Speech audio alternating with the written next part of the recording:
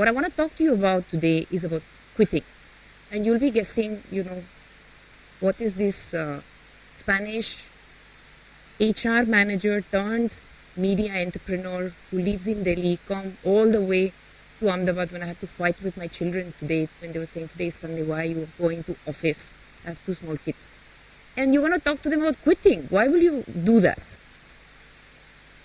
So before I tell you why, I want to ask you a question. How many of you in this room want to be successful? Just raise your hand. Okay? Right? How many of you in this room want to be mediocre? Just raise your hand. Anybody wants to be mediocre? Right? So the route to success, and I think kind of resonate a lot with Meenakshi while she's a lot more senior and experienced than I am, starts by making the right choices. And it starts by quitting those paths that are not taking you to the place you want to be. And by choosing those paths, probably lesser and probably a lot more difficult, that take you to the places you want to be. So I want to talk to you about 3 things today. One is, how do you identify those paths that are taking you nowhere? The second thing is, how do those paths that take you somewhere look like? And the third, having been somebody who's chosen a path which was probably a lot more difficult than the one I had before I became an entrepreneur, some little tips and some little advice on how do you go through a path that you want to take, but it's a difficult path. So this is really what I want to do today. So I'm going to start with a little story. Back in 1998, and I'm really, really reflecting how old I'm becoming, especially when I meet so many youngsters like you. I finished my law degree. I did really well in my studies, very hardworking, middle class, Spanish family. So I didn't want to become a lawyer. I just felt it was just not cool enough or fun enough. So I got my first job in a bank, and somehow by serendipity I landed in the HR department, and I kind of liked, it fitted me. I liked it. I had really no clue about what HR was, but I kind of landed there and I liked it. After a little bit I got bored, so I went to my temping agency. In Spain it's very common that students and young professionals temp a lot until they actually find their path. So I went there, I said, I'm a bit bored and I want to do something else. So they said, why don't you join us? And I said, okay, great. So I joined them and I worked with them for a couple of years. Then again I got bored. And I said, okay, let me do a postgraduate in HR. Must sound familiar for some of you who worked and came here. Okay, right. So after that I got a job in HP. I loved the job. I worked there for 2 years. Again I got bored. And I said, okay, let me do a MBA. Right? So I came all the way to Hyderabad and I did my MBA in ISB. It was a great experience. Fantastic opportunity. Joined TCS, worked there for 4 years. Again, I got bored. My life pretty much looked like this. Right? So I was seeking for something and I was keep changing. But really, well, of course I was growing, but I was not getting the level of satisfaction. And that's what it's called, the dead end, or what the French call the cul-de-sac. You really are going nowhere. You are going with the flow, you get a job, you get bored, then you get another job, then you again get bored, because you're not taking charge of what you really want to do. You're not taking charge of what do you want to do with your life. Opportunities come your way, you take them, and of course you keep growing, right? But you really have a dead end in front of you. And I see that happening, so much around us. And when I ask you the question, do you want to be successful or you want to be mediocre? This is where we end, when we don't ask the question, what do I want to do with my life? And what's the meaning I want to do with my life? So the second alternative to that is really to identify what's your talent, what makes you unique, what sets you apart, what's your passion, what you want to put that talent for, what is the purpose of that talent, what is the impact that you want to create, what is the community you want to impact. And there you are only the judge. It's not that there is a big community or a small community. It's where your heart is.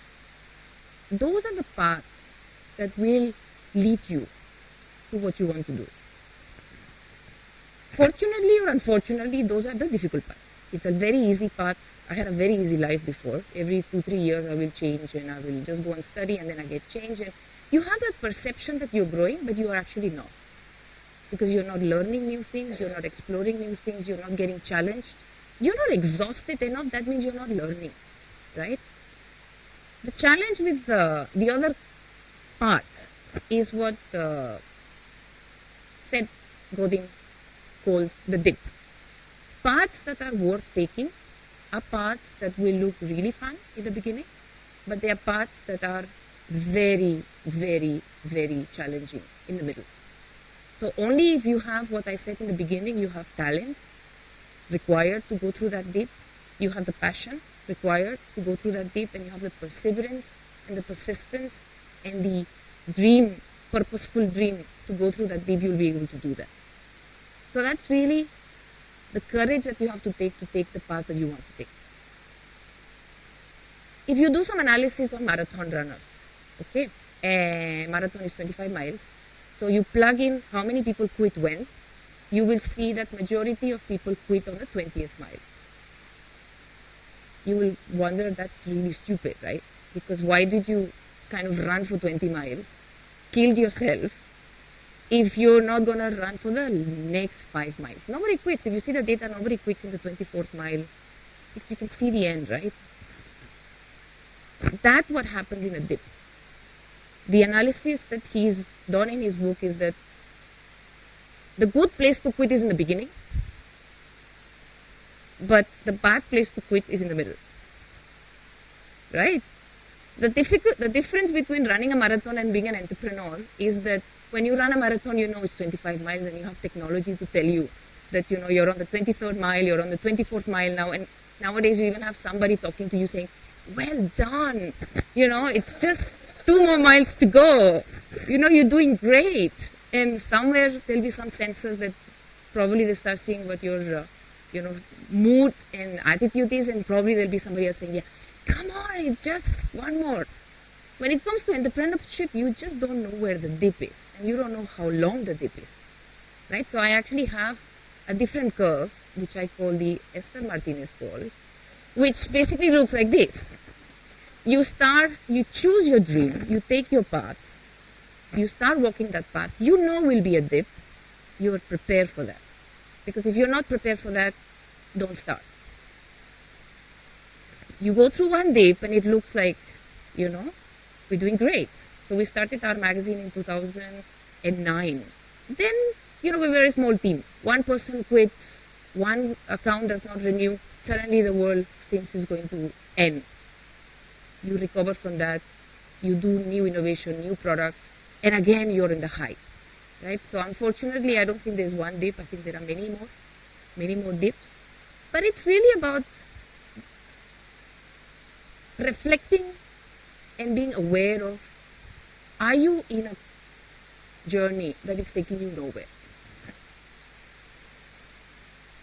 You have to recognize that and you have to quit. And be brave enough to identify what is that one talent and one purpose that you want to put into practice, that you want to make the world a better place. Whether that's a big industry or a small industry, my dream is to make an impact to the HR industry, and many of you will be like, but the HR industry is really small. My belief is that if you're able to impact the HR industry, you'll be able to impact the way organizations operate. If you're able to impact the way organizations operate, you're able to impact how business run, and if you're able to impact how business run, you're able to impact the economy and the country. That's the way I see it.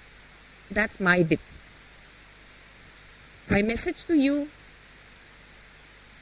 have the wisdom to identify whether you're in a dead end or you're not, and have the courage to take those decisions and live your life purposefully. Thank you very much.